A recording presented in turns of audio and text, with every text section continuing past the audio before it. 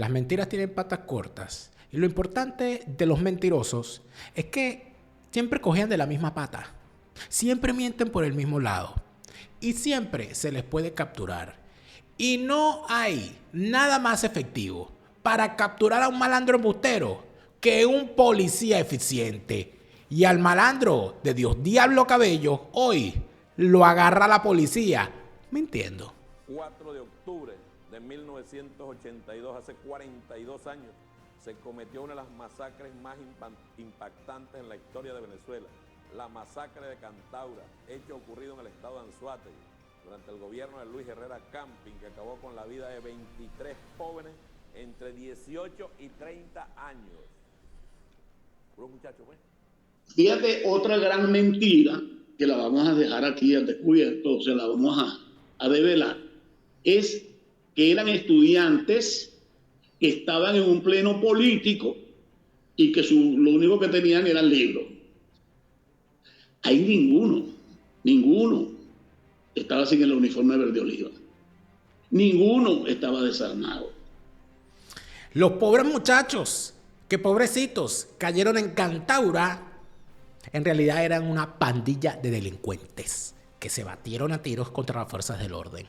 Y el chavismo pretende venderlo como si fuesen pobres muchachitos que estaban jugando metras, trompo, pepipalmo y pelotique goma cuando llegaron unos macabros asesinos y acabaron con ellos. Por eso es que a la mentira hay que salirle al paso y a los malandros hay que llamarles a la policía. Por eso hoy, sobre la fulana masacre de Cantaura, volvemos sobre lo ya andado con el testimonio de uno de los importantes, de los más importantes miembros de la DICIP de la época, que nos va a contar con pelos y señales lo que ocurrió ahí y por qué Diosdado Cabello miente. Hoy es Fuera de Orden. Fuera de orden va a comenzar con Daniel Lara Farías. Fuera de Orden, crónica de la desgracia nacional e internacional, plomería informativa, criminología y criminalística politiquera.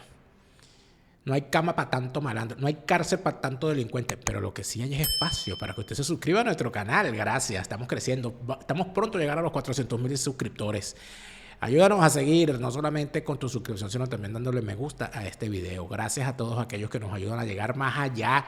Gracias al apoyo que recibimos en Patreon con los suscriptores que nos permiten financiar la elaboración de este programa. Este es el programa número 998. Pronto llegamos a los 1000 programas. Y cuando lleguemos, seguiremos diciendo lo de siempre. La fase superior de la izquierda es el crimen. Si los dejas entrar, no los verás salir. Te partirán las piernas para venderte las muletas. Te pondrán de rodillas y te apropiarán las muletas. Te exigirán que les agradezcas. Te robarán la bolsa, la vida, las ganas de vivir, la luz, el agua, el transporte, el trabajo, la pensión, el futuro, la forma de caminar y hasta el abuelo florero. Ay, pero ¿para qué repites eso? Ah, que no te gusta que te lo repitan porque eres chavista. Acéptalo, asúmelo, revísate. Sabandija, largo de aquí si eres chavista. Y seguimos. Mira, no hay una cosa más importante ni más efectiva para combatir a un malandro empoderado que antes lo llamaban guapetón de barrio. Estos que llamaban guapos de barrio, que eran estos bichos que pegaban 4 gritos en una esquina y entonces aterrorizaban a los vecinos, y cuando llegaba la policía los agarraban y se los llevaban a rastro, los metían en una jaula y adiós lo que te apagaste. Cuando usted vea a una persona defendiendo a un malandro, tenga usted la seguridad de que está enfrente de un malandro también. Si una persona se asusta por la acción policial es porque algo esconde. Y si una persona es capaz de revestir con un halo celestial a unos delincuentes asesinos, puede usted tener la seguridad de que ese que los reviste con ese halo celestial probablemente o es un asesino o aspira a serlo. Eso es lo que ocurre. Cuando el chavismo se intenta recubrir con el halo celestial al hablar de sus hazañas, o mejor dicho, al intentar convertir en hazañas sus fechorías. Pero además de eso, hay un grave problema de fe de converso o quizás de peso de conciencia por parte de ciertos personajes, como por ejemplo Diosdado Cabello. Si yo no recuerdo mal, Diosdado Cabello es egresado de la Academia Militar. Él debe haber egresado por ahí por el año 87. Si egresó en el año 87, muy probablemente ese señor entró en el año 82. Entonces es necesario decir algo. Chávez, la generación de militares de Chávez, la generación militar de Padrino López, la generación militar de Diosdado Cabello, todos ellos estaban en las Fuerzas Armadas cuando ocurrieron los hechos de Cantaura, los hechos de Yumare, los hechos del Amparo y cuando ocurrieron los hechos del Caracazo. A mí me llama muchísimo la atención que el maldito hijo de puta que era Chávez dijera y repitiera e impusiera la tesis una y otra vez repetida, manoseada y ultrajada en la calle, de que el 27 de febrero los adecos sacaron, mandaron a matar a la gente, pero nunca dice quién disparó, porque que yo sepa, Carlos Andrés Pérez no salió con una ametralladora en la mano a dispararle a nadie el 27 de febrero. Quienes en todo caso llevaron la batuta de la represión para restablecer el orden fueron militares. En tal sentido, si hubo una masacre el 27 de febrero, Chávez estaba del lado de los asesinos, no del lado de las víctimas. Si en el año 82 en Cantaura hubo una masacre, como dice Diosdado Cabello, ¿dónde estaba Diosdado Cabello? Él era parte de los victimarios, él estaba formándose para ser un asesino, si es que acaso eran unos asesinos. Quienes combatían a los guerrilleros, él no era guerrillero, él era militar. ¿Por qué en el año 82 Diosdado Cabello, en vez de irse a combatir en las guerrillas de Oriente, siendo él del Oriente venezolano, porque él es de Monagas, por qué en vez de irse a combatir con las guerrillas del Frente Américo Silva de bandera roja, se fue para la Academia Militar? Porque él quería matar guerrilleros. Pero entonces ahora se visten como que ellos no, como que no, él era un luchador revolucionario y la revolución, y entonces hablan de la revolución, la revolución, la revolución. Pues si tú querías era ser represor. Tú querías era ponerte en la buena. Para eso entraste tú a la Fuerza Armada. Pero en todo caso, Diosdado Cabello se lanza esta. ¿Sabes que Diosdado Cabello tiene una obsesión, ¿no? Diosdado Cabello parece que tiene una fuerza extraña que lo empuja a intentar hablar siempre del comisario Henry López Cisco. Y además de eso, parece que le tiene mucho miedo a la DICIP. A los antiguos jefes de la DICIP les teme. No sé qué secreto le saben en la DICIP que les tiene tanto miedo. Pero Diosdado Cabello se ha lanzado este recuerdo con respecto al caso Cantaura. Y aquí yo creo que es necesario hacer la labor respectiva de revisión histórica, que es algo que a nosotros nos encanta. ¿Qué dijo Diosdado Cabello y qué va a decir uno de los más importantes funcionarios de la DICIP de la época, que estuvo en el lugar de los hechos y que nos va a contar muchas cosas? Vamos a empezar. ¿Qué dijo Diosdado? Atención. 4 de octubre de 1982, hace 42 años, se cometió una de las masacres más impactantes en la historia de Venezuela. La masacre de Cantaura, hecho ocurrido en el estado de Anzoátegui, durante el gobierno de Luis Herrera Camping, que acabó con la vida de 23 jóvenes entre 18 y 30 años. Puros muchachos, ¿ves? Puros muchachos y muchachas. El gobierno de Luis Herrera calificó la masacre como un encuentro armado, pero las exhumaciones de los cadáveres demuestran signos de tortura y tiros de gracia en el cráneo. No fueron 28. En las primeras noticias que llegaron aquí, o que dieron ellos mismos.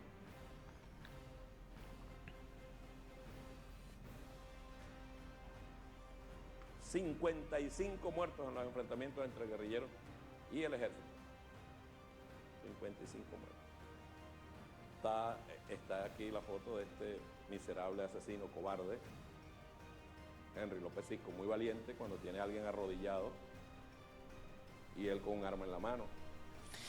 Fíjense que él no puede ver una foto de López Cisco porque le achachí. Ay, vio la foto de López Cisco. Ahí está este hombre. ¿Quién es ese hombre? Y lo acusa de ser un asesino que pone a la gente de rodillas para asesinarla. Es lo que dice él. Y además de eso, califica a López Cisco de cobarde. Diosdado Cabello. Anoten eso ahí. Anoten eso ahí. Pero cuando le toca de verdad, es muy valiente, muy cobarde. Muy cobarde, un asesino. Sentía placer y debe sentir placer todavía asesinando niños y niñas. Ay, placer, está hablando de placer. O sea, ve a los pesiscos y empieza... Mira, yo creo que tú te tienes que revisar, Diosdado, esa obsesión. Te tienes que revisar esa obsesión por los pesiscos. Cuando veas a los pesiscos se te ponen los ojos así puyugo y empiezas a hablar que si de placer. Y bueno, ¿qué te pasa, chico? Por favor, modérate, sosiégate. Por favor, prudencia, ¿no? Por favor, un poquito de pudor, ¿vale? Oye, por Dios. O sea, no, tampoco así, ¿no? Verga. Arrodillado. Y después decía, aquí dice, herido de gravedad. En Yumare, y que le dieron un tiro con un fal en el pecho. Está bien, pues. 2 exguerrilleros delataron el campamento. Intensos combates entre guerrilleros y soldados. 23 muertos durante enfrentamientos entre guerrilleros y el ejército. Se elevan a 42 los muertos en Operación Exterminio. Cazadores seguían hoy Operación Exterminio. La Operación Exterminio se la puso de una forma amarillista el periódico El Mundo de la cadena Capriles. ¿Le suena el apellido Capriles? No. Sí. Esos mismos. ¿Sí le pusieron? Contra restos de guerrilleros. Esta mañana se registraron nuevas escaramuzas. Y vean aquí lo que dice esta nota que parece marginal, ¿no? Aquí. Malandros e indocumentados cayeron en enredada de la PM. Ley de vagos y maleantes, pues. Para los pobres. No, para los pobres no, para los delincuentes. Porque no había una cosa a la cual le tuviese más miedo un delincuente en los años 80 que a los cascos blancos de la Policía Metropolitana. Chacho, aparecían esos cascos blancos de la Policía Metropolitana y no quedaba un malandro en la calle, ¿sabes? Ah, pero este está defendiendo a los malandros, por supuesto, porque eres un malandro. Así gobernaba la Cuarta República, fascismo. Fascismo gobernando este país. Y medios cómplices, empresarios cómplices, OEA cómplice, ONU cómplice. Estaban a la orden de los gringos, pues. Nadie decía nada. Lo más ridículo es que él dice, nadie decía nada después de leer los periódicos de la época que hablaban de una supuesta masacre. Entonces, ¿cómo es eso que tú tienes la portada de unos periódicos privados que en democracia decían que allí hubo una masacre? Y ahora tú dices que nadie decía nada, que todo el mundo se callaba. Sería bueno preguntarse también, y no hay que dejar de preguntarse, ¿por qué en aquel año tú decidiste irte al ejército y no decidiste irte a la guerrilla? Sobre todo estando tan cerca de allí. Una buena pregunta que no vas a responder. Pero hace 2 años, con motivo de los 40 años de la operación, con la cual se desarticuló a un grupo de bandoleros que actuaba en la zona de Cantaura, yo conversé con el comisario retirado Clemente Rojas La Rosa, quien estuvo al tanto de la operación y que tiene la historia que contar. Por supuesto, el reclamo que yo siempre hago es que se le haya permitido a los derrotados de la guerra de guerrillas ser quienes contaran la historia. Por eso es que me parece tan importante escuchar testimonios como el del comisario Clemente Rojas. Esta entrevista completa se encuentra aquí en este canal, en el programa, nuestro programa Pastillas de Memoria de hace 2 años. Usted lo busca, Pastillas de Memoria, Operación Cantaura, y ahí aparecen, son 2, separados en 2 videos, con la entrevista completa al comisario Clemente Rojas La Rosa. Pero hemos hecho un extracto del asunto para dar respuesta a lo que ha dicho. Ojo, esta entrevista se la hicimos hace 2 años, no ha perdido vigencia. Y fíjense lo que nos cuenta el comisario Clemente Rojas sobre el cuentico ese que lanza Diosdado. Esta operación Cantaura es una operación netamente de inteligencia inicial. La misma gente de esa población se percató, detectó a elementos extraños que hacían rondas por el pueblo y sobre todo sobre los bancos y y la Fuerza Armada de Cooperación, que era la Guardia Nacional, y la policía. Esa información, por supuesto, salió de Cantaura hacia los organismos de seguridad y específicamente hacia la DICI. En función de esto, se abre un proceso de inteligencia y se empiezan a recabar informaciones respecto a esa situación y efectivamente se prueba pues de que sí hay elementos extraños allí. Y el caso Cantaura se da, hermano, porque se procede ya como a finales de septiembre, por esta misma fecha más o menos, en ese año del 82, a la detención de unos sujetos que merodeaban Cantaura.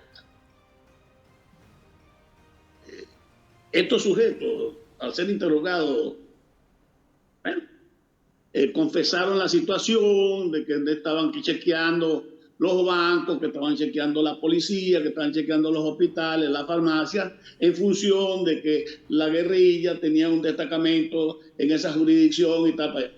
Toda esa información la procesaron los organismos de seguridad y sobre todo la DICI. Y se produce, antes de que se me pase por alto, ellos dicen que ese grupo armado iba a realizar ese operativo el día 5 de octubre. O sea, iban a atracar los bancos, iban a asaltar la Guardia Nacional, iban a asaltar la policía y la farmacia y el hospital.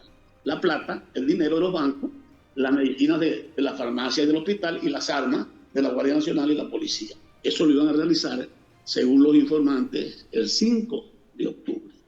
Es por eso que se da esto el 4 de octubre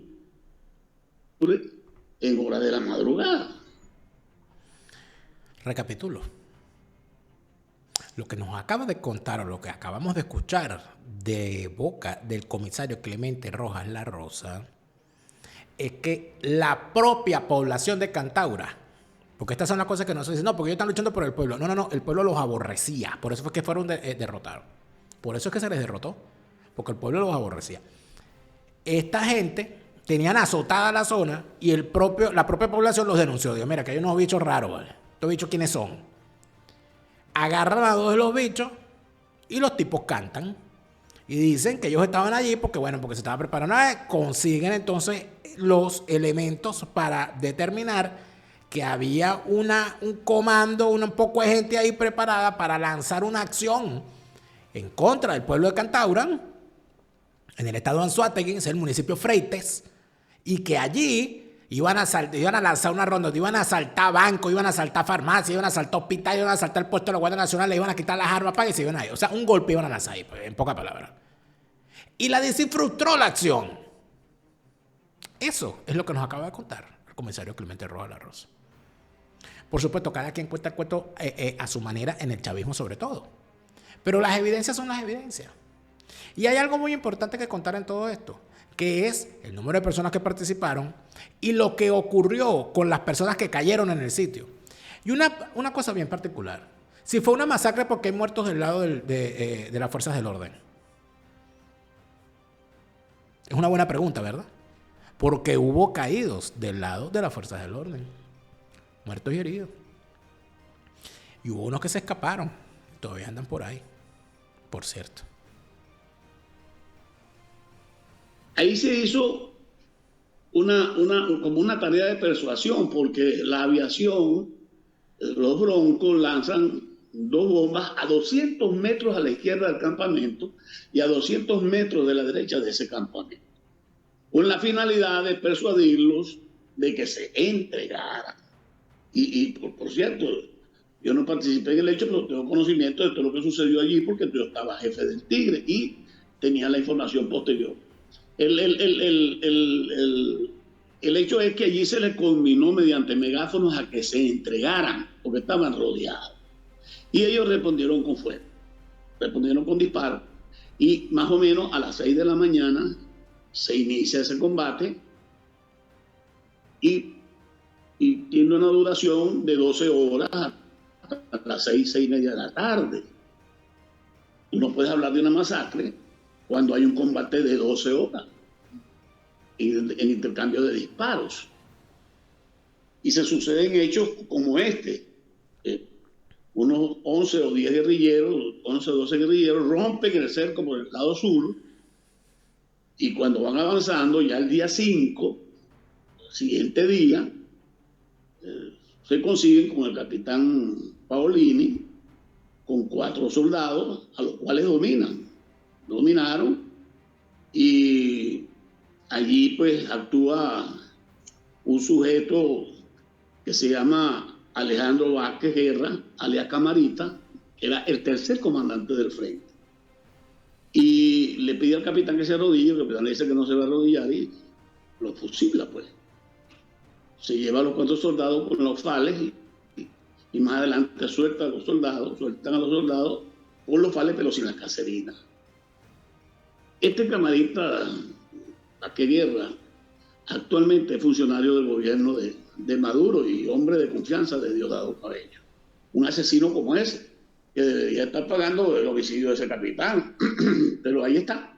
Pero hace parte.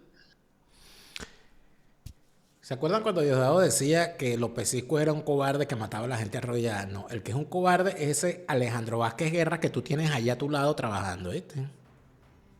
Que era un guerrillero, tercer comandante de este frente, y que asesinó al capitán Paolini. Lo acaba de contar. Es decir, lo fusiló. Hay algo interesante en medio de todo esto, que creo que hay tantas, o sea, hay tanto que contar, ¿no? En medio de estas cosas, que hay cosas que escapan. Que es el caso que comenta el comisario Clemente Rojas La Rosa con respecto al bombardeo. Es decir, se lanzó un bombardeo disuasorio en los alrededores antes de lanzar a los hombres al terreno, y se les combinó vía megafonía para que se rindieran y se entregaran. En esta entrevista también el comisario Clemente Rojas La Rosa nos habla de cómo Gabriel Puertaponte, ese delincuente, ese asesino, estaba preso. Estaba en poder de la DICIP. Y que le dijeron y le pidieron, mira, ya la gente está detectada, dile a los hombres que se entreguen. Y que él se negó y dijo que no, mis hombres te van a quitar los fusiles y tal, no sé cuál. Pero el bombardeo disuasorio que se hizo, por cierto, para que ustedes vean las vueltas que da la vida, uno de los pilotos que actuó fue Roger Cordero Lara. Uno de los pilotos, Roger Cordero Lara. Cordero Lara luego fue diputado por el PSUV. Entonces, ¿cómo es la cosa? Ya lo tienen preso, porque si él fue uno de los que los atacó, debería estar preso, ¿no es así? ¿Y por qué no está preso el hombre que fusiló al capitán Paolini? Sino que lo tienen ustedes con una chapa. Porque un asesinato es un asesinato siempre, ¿no? Ah, bueno. Yo estaba en la brigada porque yo no tuve participación en el combate de Carúpano. Yo estaba en la brigada cuando sentí el estruendo de los bombardeos y el traqueteo de las armas, que ya comenzó a las 6 de la mañana, y los funcionarios también extrañados por todo porque no sabían absolutamente nada de ese procedimiento. Lo cierto es que pasado 2 días después de ese combate, llegan al Tigre, o trasladan al Tigre, a la morgue del Tigre, 23 cadáveres. Yo como jefe de la brigada, pues, con el fiscal militar y el fiscal del Ministerio Público, nos apersonamos al hospital y se recibieron los cadáveres, se les practicaron la necropsia de ley, y una vez que fueron practicadas esas autopsias, me entregan los cadáveres a mí como jefe de la DICIP, de esa jurisdicción. Recuerda que allí se dijo tantas cosas en unos libros y en unas cosas que se llamaban Prohibido Olvidar y la Comisión de la Verdad, donde se dijo que con un tractor se había abierto una gran fosa y un gran hueco en el hospital del Tigre, en el cementerio del Tigre, y se habían lanzado a esa fosa los cadáveres totalmente desnudos, y de igual manera se habían tapado. Bueno, esa es una de las grandes mentiras del caso Cantaura, ¿no? Porque la verdad verdadera de ese caso es que, en concordancia con el Cuerpo Técnico de Policía Judicial y sus peritos, nosotros realizamos 23 necrodactilias, porque ninguno portaba identificación alguna, no tenían identificación. Y se practicaron 23 necrodactilias. Y yo personalmente solicité a la funeraria Coromoto, muy famosa por esos años, 23 ataúdes. Se hizo la necrodactilia 1, se depositó ese cadáver en la urna que se le puso el número 1 y se abrieron 23 fosas en el cementerio del Tigre y se fueron colocando fosa 1, urna 1, fotografía 1 del cadáver y necrodactilia 1. Y así sucesivamente 2, 3, 4, 5, 6, hasta 23. Ya el día 5, Daniel, habían llegado al Tigre un gran número de familiares de esos guerrilleros muertos allí. Y se apresionaron a la brigada territorial y esa noche durmieron a las puertas de la brigada.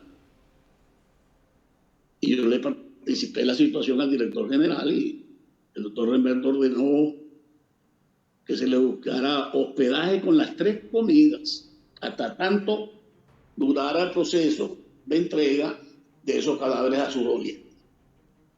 Eso se hizo.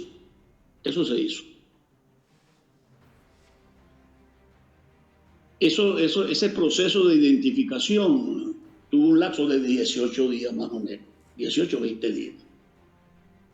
Cuando llegaron las necrodactilias, se empezaron a entregar a su doliente los restos de esa gente y plenamente identificados allá. Y como estaban muy descompuestos ya, pues, por los tiempos, el olor era muy fuerte, se ordenó un cofre de metal donde se metía la urna y se sellaba totalmente. Se buscaron camionetas Picó, bueno, ahí me llegaron patrullas de Anaco, de Cumaná, de Carúpano, de Monaga, para acompañar cada uno de esos féretros a su destino y darle sepultura, sin velorio, porque de verdad no habían las condiciones. Y así se hizo. Entonces, yo creo que todavía debe haber gente que participó en esa entrega de esos cadáveres y que pasaron por esa experiencia, que puede dar fe de lo que yo estoy diciendo. No sería un exabrupto yo ponerme a mentir en este momento en una situación como esa, ¿no? Quiere decir, comisario, que los 23 guerrilleros que murieron en combate enfrentándose a las fuerzas del orden, esos 23 guerrilleros fueron identificados por sus familiares, los cadáveres le fueron entregados a sus familiares y sus familiares los enterraron. Así es. Es decir, que en el caso Cantaura no existen desaparecidos. No, ninguno. Solamente quedó un cadáver ahí de un ciudadano de nacionalidad colombiana que no tenía reseña en Venezuela, por supuesto, pero que posteriormente llegaron sus familiares con fotos de él y se demostró que era él y se le entregó a sus familiares de Colombia, los cuales lo trasladaron a Colombia, uno solo. Pero los otros 22 fueron plenamente identificados y entregados a sus familiares y le dieron su sepultura en los sitios de su destino, de su origen, pues. Pero, por supuesto, esa es la parte de la historia que no dice el chavismo. Estamos hablando de unos tipos que se alzaron en contra de la democracia. ¿Quiénes eran estas sabandijas? Y entonces aquí hay que hacer un poquito de historia para atrás. En los años 60 del siglo XX, el Partido Comunista de Venezuela y una división del Partido Acción Democrática que asumió primero el nombre de Acción Democrática de Izquierda y luego se separa de Acción Democrática y se convierten en el movimiento de izquierda revolucionaria, encabezados por personas como Domingo Alberto Rangel, Simón Sáenz Mérida, Jorge Dager, Moisés Moleiro, Américo Martín, Lino Martínez y otras personas que creían en el camino del castrismo, porque eran castristas. Se separan de Acción Democrática, fundan el Movimiento de Izquierda Revolucionaria y luego deciden que ellos tienen que irse a la guerra de guerrillas en contra de la democracia, porque había que tomar el cielo por asalto. Y además de eso se fueron, ahí estaba también el Macho Pérez Marcano, quien ha dejado una extraordinaria narración, un extraordinario libro, donde él narra su historia y la historia de esos días.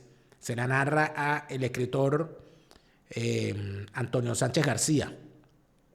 Yo lamento muchísimo que ese libro no se haya reeditado. Ese libro lo editaron los libros del Nacional. Desde aquí quiero hacerle un llamado al amigo Antonio Sánchez García, con quien hablé de esto en una ocasión, y al señor Miguel Enrique Otero, de la editorial El Nacional. Sería muy bueno que ese libro fuese reeditado. Ese libro se llama La invasión de Cuba a Venezuela. Yo lo tengo en físico, pero ese libro no existe en digital. Yo creo que sería una extraordinaria reedición de tantos libros que tiene en su catálogo la editorial El Nacional. Podrían sacarse en Amazon y ponerlo a la disposición de tanta gente. En ese libro, La invasión de Cuba a Venezuela, desde Machurucuto a la Revolución Bolivariana, el Macho Pérez Marcano, uno de esos combatientes, le narra a Antonio Sánchez García lo que ocurrió en ese transcurso. Ellos se separan de Acción Democrática, se van para el MIR, montan el MIR y luego se van para la guerrilla.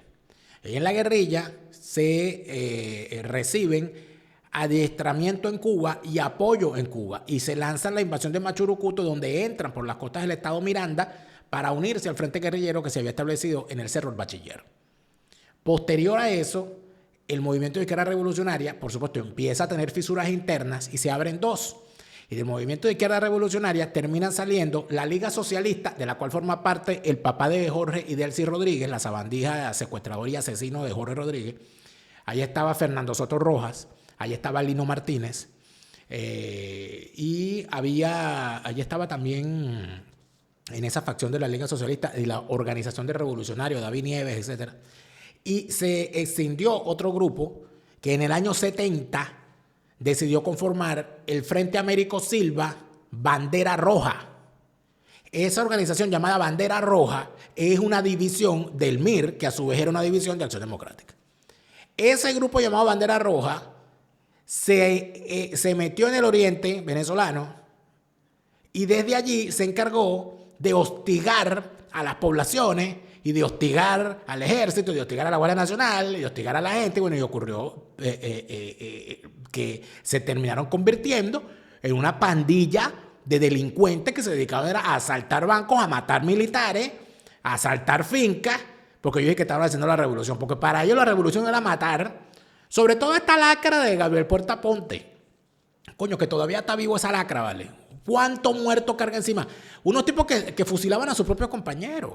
Todavía está vivo el recuerdo de Nicolás Beltrán. Por cierto, eso lo narra el Macho Pérez Marcano. El proceso que Gabriel Puerta Ponte desarrolla para asesinar a uno de los compañeros guerrilleros que estaba diciendo: mire, esta guerrilla no va para ninguna parte, tenemos que pacificarnos y entrar en la vía democrática. Y por esa razón, Gabriel Puerta Ponte lo termina acusando de desviacionista, derrotista y no sé qué vaina más, contrarrevolucionario, y lo fusila a sus propios compañeros. Como ocurrió también, y esto lo narra Simón Sáenz Mérida en su último discurso, que está editado por ahí, creo que está en digital, el último discurso de Simón Sáenz Mérida, donde Simón Sáenz Mérida cuenta cómo Américo Martín autorizó el fusilamiento de los hermanos Aguiar, que eran dos jóvenes adecos que denunciaron la presencia de unos guerrilleros que le robaban las gallinas a los campesinos y los hostigaban, y resulta ser que los capturaron estos guerrilleros y los fusilaron, y que por contrarrevolucionarios. Esos eran estas lacras que defiende el Diosdado Cabello hoy. Y entonces se preguntan por qué razón hacían estas cacerías para eliminar a esos guerrilleros. Había que eliminarlos. Eran enemigos de la democracia. Pero a pesar de todo eso, fíjate, cuando caían en combate, se les ofrecía todas las facilidades a la familia para que recogieran a sus muertos y les dieran su sepultura, porque el que se murió, ya está. Pero con el respeto que el Estado le tenía que dar a la familia luego de una acción como esa, porque había un Estado democrático, mal que bien, a pesar de que cojeaba. Y no estábamos hablando de asesinos, estábamos hablando de agentes del orden. Ley y orden. Vamos a comparar eso con el trato que le dieron a la familia de Oscar Pérez y de sus combatientes, que ni siquiera le permitían, no le querían ni siquiera dejar ver el cadáver. Para que vengan a hablar huevona a estas alturas. Estas son las barbaridades a las cuales uno tiene que enfrentarse cuando le revisan las mentiras, porque los tipos son unos embusteros profesionales. Y habría que preguntar, ¿dónde estaba Diosdado Cabello en ese entonces? ¿Por qué no era guerrillero? ¿Por qué se metió en el ejército y no en la guerrilla? Porque Bandera Roja se pacifica ya como en el año 86. Él pudo haber sido guerrillero si hubiese querido. Era válida la lucha de la guerrilla, ¿por qué no te metiste guerrillero? Ay, mijo, porque eres un zamacuco, eres un gurrumino. ¿Cómo serás tú un zamacuco y un gurrumino si estás en los Estados Unidos y no pagas impuestos? Porque te podrás salvar de un huracán si estás en Florida, te podrás salvar de un terremoto si estás en California, te podrás salvar de un tiroteo de un loco en una escuela, te podrás salvar de Sean Puff Daddy, pero no te podrás salvar del IRS, que es el organismo que recauda los impuestos en los Estados Unidos. Y si tú no tienes en orden tus cuentas y vives en los Estados Unidos, prepárate, porque no es una operación tum-tum, es una operación plas, que es todo lo que tienes que pagar si te vas sin declarar tus impuestos. Para eso está Easy Tax to Go. Easy Tax to Go se encarga no solamente de ordenar tus cuentas para el pago de los impuestos, sino también que se encargan de formarte para que sepas cómo tener tus cuentas al día y, si lo quieres hacer, te certifiques para ser preparador de impuestos para terceros. Es una cosa maravillosa, porque eso es unos ingresos y todo el mundo tiene que pagar impuestos, por lo tanto, la clientela es bastante. Easy Tax to Go, no caigan en manos de estafadores. Pero ya andan unos estafadores imitando a Easy Tax to Go, imitando el logo, usando los mismos colores, poniendo nombres parecidos. Mira, si no está Merángel Lantén ahí, esos son unos estafadores. Los originales, Easy Tax to Go. Easy Tax to Go, los originales, ahí está la página web, no caigas en manos de estafadores. Easy Tax to Go, los originales. Como original es la ropa que ofrece la gente de Dairis Design allí en Miami para la mujer que quiere proyectar una imagen positiva y no le va. ¿Qué es lo que usted quiere, señora? ¿Usted quiere que la vean en la calle y crean que usted es una acompañante de ocasión de Diosdado Cabello? No, usted tiene que distinguirse con la ropa que luce. Y allí en Miami está Dairis Design. Dairis Design es la moda en Miami. Dairis Design, moda en Miami. Ahora, si usted considera que más que la ropa usted lo que quiere es hacer unos arreglitos porque usted está cansado o cansada, porque eso es la otra cosa. Tanto hombres como mujeres pueden acudir a la cirugía estética, porque si usted tiene algo que considera que debe mejorar en su cuerpo, usted no tiene por qué caer en señalamientos ninguno, porque ese cuerpo es suyo. En tal sentido, si usted ha decidido que tiene cosas que corregir en su cuerpo y que quiere mejorarlas, póngase en manos de los mejores. El doctor Ricardo Pérez, el mejor cirujano plástico en la Florida, que en Doral, Miami, tiene para usted el mejor equipo de cirujanos plásticos para resolver todos esos problemas que usted tenga por allí. No caiga. Ay, no, que usted de repente se levantó un día en la mañana y se vio en la cara y sintió que usted se parecía a Julio Borges. Por Dios, no cambies esa cara. Hágalo con el doctor Ricardo Pérez. El doctor Ricardo Pérez es el cirujano plástico número 1 en el Doral, Miami. Y claro, después que pasa el huracán, usted se pone a pensar allí en la Florida, caramba, yo tengo que preparar, yo tengo que tener una casa que aguante todo esto para que no vaya a ser como una de las casas de los 3 cerditos. Y que entonces que venga y sopla el lobo y te diga soplaré y derribaré tu casa. No, Lancor Construction Services te ayuda a que tu casa no te la derribe el lobo, ni te la derribe el monstruo Milton, ni cualquier huracán que venga por el camino. Pero eso sí, con orden. No caigas en eso de llamar al primo tuyo que sabe batir la mezcla según él y poner unos panelones ahí y un friso mal echado y una cosa allí mal hecha. Y entonces tú tienes un jardín y lo quieres convertir en piscina, o tienes una piscina y lo quieres convertir en tablao flamenco. No, amigo.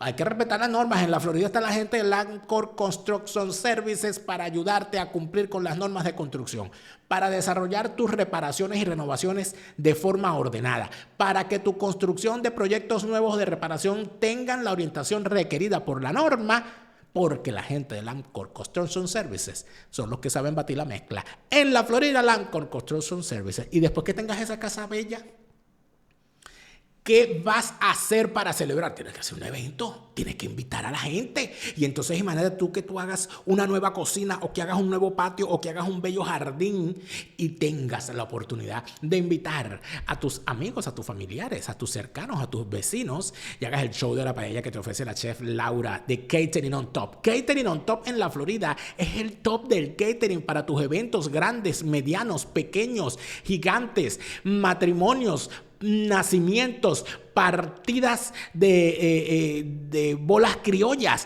partidas de dominó de los domingos, el sancocho que quieres hacer pero no sabes y quieres llamar a la chef Laura para que te lo haga, la primera comunión, el matrimonio o el divorcio, ¿por qué no?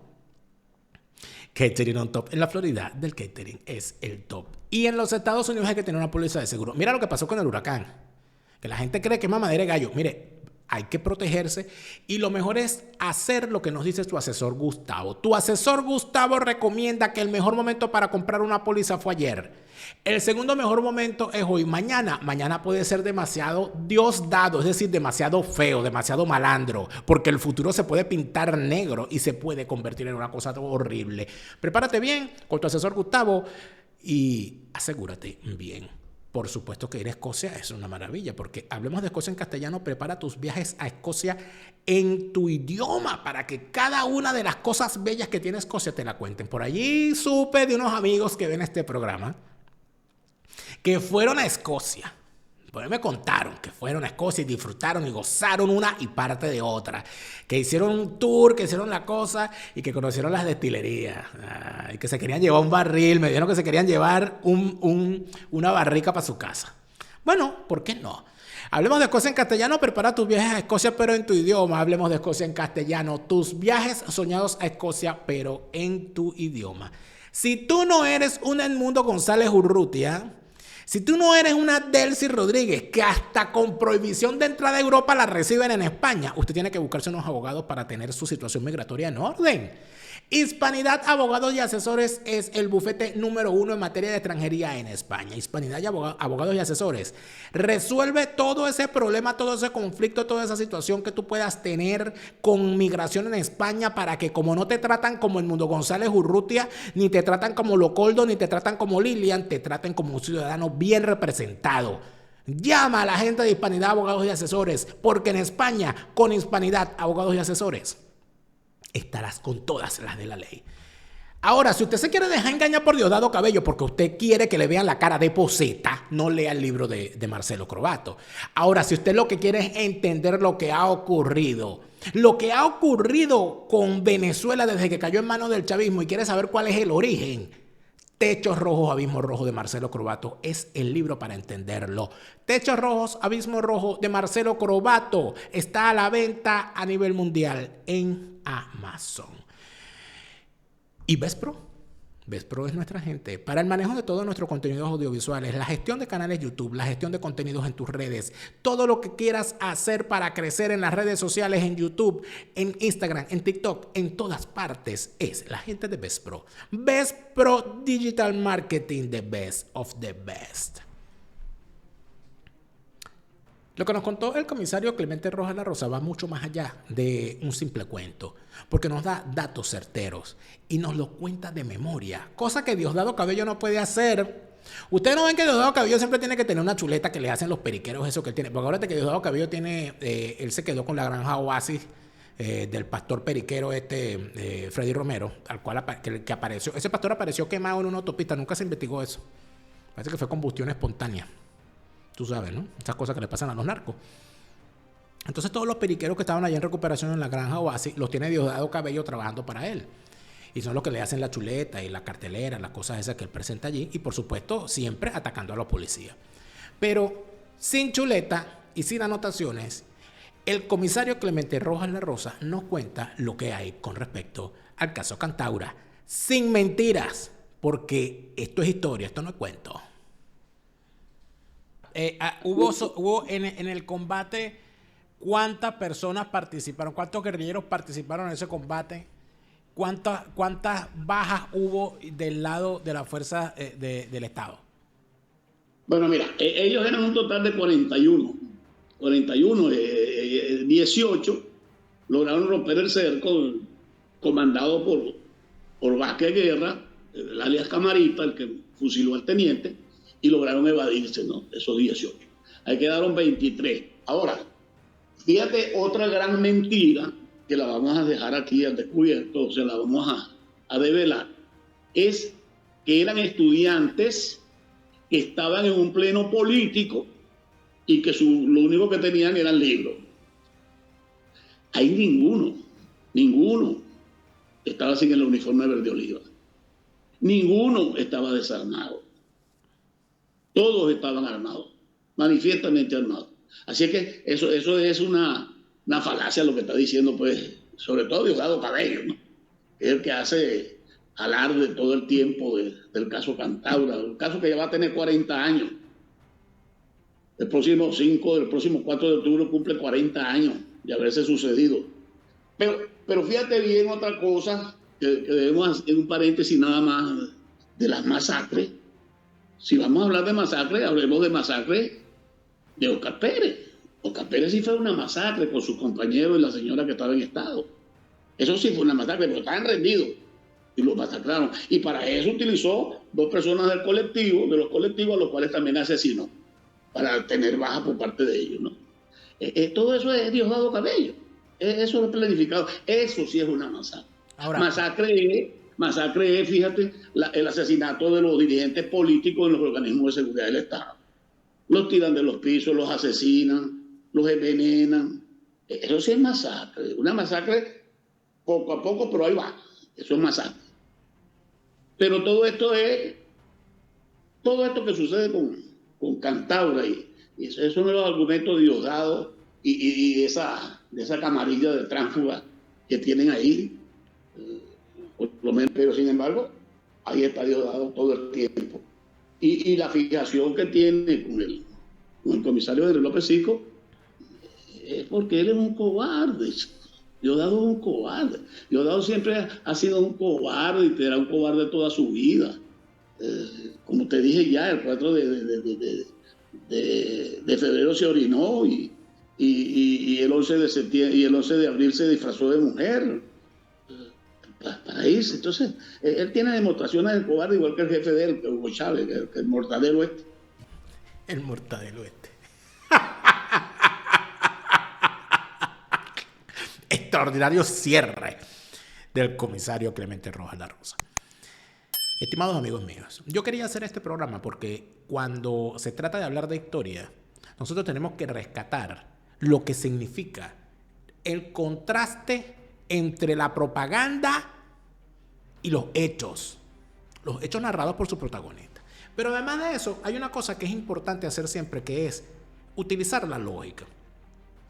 Tiene sentido que durante todos estos años, desde el año 82 hasta el año 98 que llegaron estas sabandijas al poder, ¿tiene algún sentido que los familiares de unos supuestos masacrados se hayan quedado en silencio, sin denunciar absolutamente nada, sin ir ante instancias internacionales o hacer las debidas denuncias? ¿Por qué no están denunciados estos hechos en la Corte Penal Internacional, por ejemplo? No lo están. ¿Por qué se le ha permitido a participantes en esa supuesta masacre que no fue tal, entrar en las filas del chavismo como si nada? Porque a Roger Cordero Lara, quien lo asciende a coronel y lo mete después de diputado en las listas del PSUV, es el propio chavismo. Y Roger Cordero Lara fue uno de los pilotos que bombardeó las zonas aledañas a Cantaura. Entonces, o no fue una masacre, o lo fue, y ellos se sienten orgullosos de haber formado parte de ello, porque son unos asesinos. Una de las dos, pero no pueden ser las dos. En tal sentido, amigos míos, yo creo que es necesario darse cuenta de que, en efecto, todas estas sabandijas del chavismo no solamente les encanta mentir, sino que también terminan siempre atrapados en sus propias mentiras. Y terminan siempre atrapados en sus propias mentiras sin poder nunca demostrar ni una sola de sus acusaciones ante una instancia independiente que lo haga. Nunca hicieron un juicio. Nunca acudieron a un tribunal para permitir a los acusados de una supuesta masacre defenderse de forma veraz. Nunca. Pero además de esto, yo siento la necesidad de decir esto que lo he dicho en más de una ocasión y se lo he dicho inclusive a ellos mismos. Estimados señores que pelearon la guerra en contra de los enemigos de la democracia. Estimados oficiales militares, funcionarios de la DICIP, funcionarios de la DIN, funcionarios de las policías metropolitanas, de la DIGEPOL, de todos esos organismos públicos. Ustedes que participaron en esa guerra contra estos asesinos, ustedes tienen un deber con la historia. Ustedes tienen que contar la historia. No me la cuenten a mí si no quieren. Escríbanla. Escriban todo esto. Nárrenla. Nárrenla en las redes sociales. Díganselo a sus nietos. Díganselo a la gente. Salgan a dar conferencias. Díganselo a otros periodistas. Cuenten lo que ocurrió. No dejen que esto caiga en manos de estos propagandistas del mal. Porque detrás de cada historia de un policía asesinado por la espalda por estos asesinos, si ustedes callan y dejan que estas lacras sigan contando la historia como ellos les da la gana, esa lucha habrá sido en vano. Y yo no creo que haya sido en vano. Yo no creo que los caídos en cada una de estas acciones, que esas muertes hayan sido en vano. Los que lucharon por la democracia, los que lucharon para detener, como intentaron hacerlo, el avance del comunismo en Venezuela, el avance de las sabandijas apoyadas por Fidel Castro, a los cuales lamentablemente no los policías ni los militares que lo combatieron, sino los politiqueros como Rafael Caldera, como Luis Herrera Campins, como Carlos Andrés Pérez, como Jaime Lucinchi, los principales responsables, porque todo hay que decirlo, les permitieron no solamente pacificarse, sino infiltrarse en las universidades, en las organizaciones, en los organismos culturales, etcétera, porque ellos que estaban pacificados y los tipos lo que estaban era taimadamente esperando para lanzar el zarpazo otra vez. Porque la fase superior de la izquierda es el crimen. Así de sencillo. Por eso hay que mandarlos a todos a que visiten a Chávez. ¿Y dónde está Chávez? ¿Dónde está Chávez, Gabriel Portaponte? ¿Tú Chávez? ¿Tú Chávez dónde está? ¿Tú Chávez, Diosdado? Todos ustedes, partida de esa bandija, tienen que ir donde está Chávez. Ustedes Chávez. Te lo repite, Lara Farías. Chávez se murió y no vuelve. No te deprimas, siente alegría. Escucha bien lo que te estoy diciendo. Te lo repite, Lara Farías. Chávez está en